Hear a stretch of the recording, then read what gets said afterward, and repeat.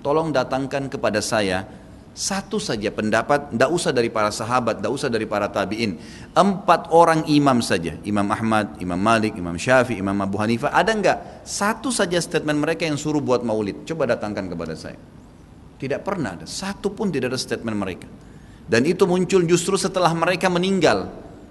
Imam Abu Hanifah meninggal tahun 150 Hijriah, Imam Malik meninggal 179 Hijriah, Imam Syafi'i meninggal 204, Imam Ahmad meninggal 240 Hijriah.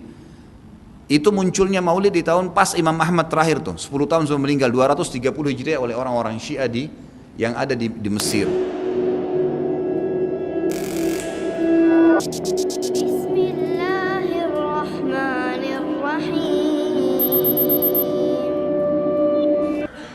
Waalaikumsalam warahmatullahi wabarakatuh. Kenapa orang yang masih melakukan amalan-amalan seperti maulid, haul Habib-Habib, ziarah kubur wali-wali tidak malu sama Allah Jalla Jalaluh? Bukankah mereka sedang bermaksiat sama Allah Subhanahu wa Ta'ala?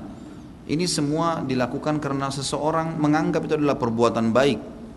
Dan kebanyakan teman-teman kita ini, semoga Allah berikan hidayah, mereka menyangka mereka sedang mendekatkan diri kepada Allah Subhanahu wa Ta'ala. Padahal kita tahu semuanya, kalau Allah Subhanahu wa Ta'ala telah mengutus Nabi-Nya Muhammad sallallahu alaihi wasallam untuk mengajarkan ajaran yang dia inginkan, dan sebelum Nabi Muhammad SAW menutup hidupnya, ditutup dengan nafas yang terakhir, itu beliau sudah menyampaikan semuanya, dan ini disepakati oleh para ulama. Tidak ada satupun di antara sahabat setelah meninggalnya Nabi Muhammad SAW kemudian menambah-nambah ajaran beliau SAW. Banyak orang yang tidak faham. Mereka mengatakan buktinya ada sahabat yang melakukan perbuatan-perbuatan yang Nabi tidak contohkan, padahal yang dimaksud adalah pada saat Nabi Muhammad SAW masih hidup. Ini tidak termasuk dalam larangan karena wahyu sedang turun, agama dalam proses penyempurnaan. Tapi setelah sempurna agama itu tidak perlu sebenarnya orang melakukannya. Kenapa? Sebabnya ya syaitan menghiasi bagi orang, teman-teman sekalian. Kata ulama, dosa ada 2 macam. Ada dosa syahwat dan ada dosa syubhat. Dosa syahwat adalah dosa yang diikuti dengan hawa nafsu, seperti orang mencuri, membunuh, berzina. Itu semua adalah hawa nafsu. Dan ada dosa syubhat, ini yang banyak orang terjerumus dan dia tidak tahu kalau dia sedang terjerumus. Dia anggap itu ibadah padahal sebenarnya bukan, ya. Termasuk dalam pelanggaran adalah melakukan apa yang baginda Nabi Muhammad SAW tidak ajarkan. Saya kasih contoh begini teman-teman.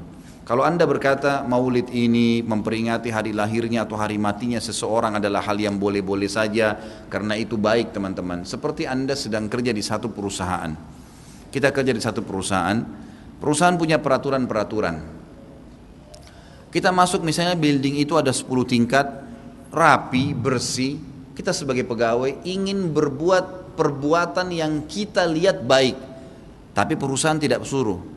Seperti misalnya kita membeli kembang, kita taruh kembang di pintu utama masuk kantor. Pemilik perusahaan tidak mau itu. Kalau dia mau dia sudah taruh kembang. Niat kita baik. Atau kita merombak settingan yang ada di kantor yang sudah ditaruh, meja, komputer, atau lampunya kita ganti warnanya, atau kita ubah settingannya. Saya yakin pemilik perusahaan tidak akan setuju walaupun itu niatnya baik. Itu rasional sekali. Bagaimana dengan orang yang sudah Allah sempurnakan agamanya lalu dia buat-buat dengan alasan itu baik. Walaupun bunga tadi wangi, walaupun settingan itu bagus, yang punya nggak mau, gitu kan? Kalau dia mau dia sudah suruh, dia bisa suruh. Allah Subhanahu wa Ta'ala maha sempurna, dan Allah sudah turunkan dalam surah Al-Maidah ayat 3, A'udzubillahi minasyaitonirrajim, al-yawma akmaltu lakum dinakum. Hari ini aku sudah sempurnakan agama kalian. Enggak butuh lagi tambahan. Kata Ibnu Katsir, kata para ulama tafsir, menandakan orang Islam tidak butuh lagi ajaran apapun. Wa atmamtu alaikum ni'mati, dan nikmatku akan aku sempurnakan. Maknanya kalau kalian yakini dan jalankan agama kalian yang sudah saya sempurnakan. Wa raditu lakumul Islam madina, dan aku ridha kalau kalian beragama Islam. Dengan Islam aku akan terima, selain Islam aku tidak akan terima. Itu maknanya. Jadi tidak perlu tambah-tambahan, teman-teman sekalian. Kalau Nabi Muhammad SAW tidak pernah lakukan maulid, kenapa anda lakukan? Apa maunya gitu loh. Tanya coba, pasti mereka bilang Nabi nggak pernah lakukan, para sahabat tidak melakukan. Sampai saya pernah berkata kepada beberapa teman yang sudah sampai pada level ustadz-ustadz, kiai-kiai yang mereka masukkan, saya bilang, akhi, tolong datangkan kepada saya Satu saja pendapat, tidak usah dari para sahabat, tidak usah dari para tabi'in. 4 orang imam saja, Imam Ahmad, Imam Malik, Imam Syafi'i, Imam Abu Hanifah, ada enggak? Satu saja statement mereka yang suruh buat maulid. Coba datangkan kepada saya. Tidak pernah ada, satu pun tidak ada statement mereka. Dan itu muncul justru setelah mereka meninggal.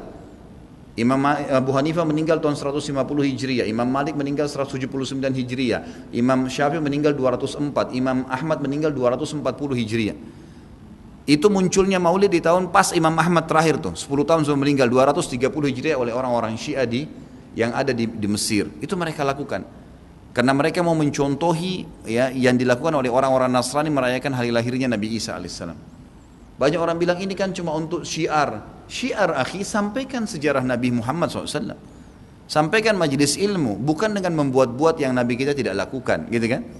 Saya sudah kasih contoh tadi di perusahaan, walaupun kita dekat dengan seseorang pimpinan perusahaan pun, tidak mungkin kita bisa melanggar apa yang dia inginkan. Harus mengikuti apa yang dia titahkan, gitu kan? Seperti itulah memahaminya. Dan segala macam jenis-jenis perbuatan saya tidak rinci satu persatu teman-teman sekalian. Saya sarankan jadikanlah Nabi Muhammad SAW betul-betul sebagai kiai anda. Kalau mau kerjakan sesuatu tanya, Nabi Muhammad SAW kerjain enggak? Kalau enggak cukup.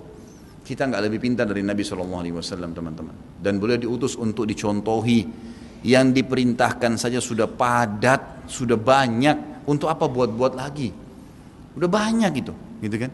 Dan anehnya teman-teman yang buat acara maulid ini subhanallah banyak sunnah Nabi yang ditinggalin. Banyak, melimpah sunnah Nabi gak dikerjakan. Banyak sekali, kita temukan kukunya masih panjang, hal yang kecil. Istrinya belum pakai jilbab, dia masih belum datang ke masjid sholat 5 waktu, banyak. Rame-ramein aja pada saat acara itu saja, itu pun tidak ngerti apa itu acara. Datang baca salawat, berdiri tengah-tengah, padahal dianggap ruhnya Nabi SAW sedang lewat tuh. Itu keyakinan mereka itu. Coba tanyain gitu kan, memang sudah begitu. Jadi tidak cukup dengan kata-kata baik. Mohon maaf, saya katakan ini dengan teman-teman yang melakukan perbuatan-perbuatan yang Nabi SAW tidak perintahkan. Anda sama saja sedang mengatakan, maaf Rasulullah, saya lebih ngerti daripada Anda. Nabi SAW tidak perintahin kita kerjain, jadi kita lebih ngerti dong dari Nabi. Gitu kan? Padahal kita disuruh menjadikan Nabi Muhammad SAW sebagai suri tauladan. Yang disuruh saja, jangan tambah-tambah, cukup. Dan yang tidak dicontohkan sama, jangan juga dilakukan. Karena Nabi SAW bukan orang yang tidak tahu, orang yang tahu, semua dipandu kan. Berarti di sini masuk dalam mengerjakan apa yang diperintahkan, meninggalkan apa yang dilarang dan yang tidak dicontohkan. Karena di sini dilarang itu bisa Nabi SAW larang atau Nabi SAW sengaja tidak lakukan untuk menunjukkan kalau itu tidak boleh. Kan seperti itu. Semoga Allah berikan hidayah.